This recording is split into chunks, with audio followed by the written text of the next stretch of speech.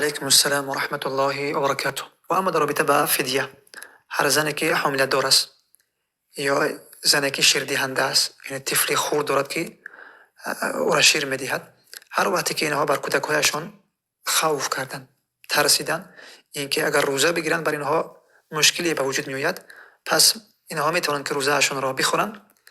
ولیکن بعد از رمضان هم قضای روزه را به جا می آورند و هم در عوض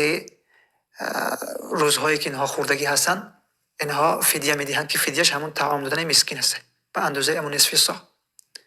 دوما مردی که سن سالش، مرد و زنی که سن سالشان بالا رفتگی هست، اینها میتوانند که روزه را به جا بیاورند و همچنین میتوانند که روزه را بخورند و در عوض آن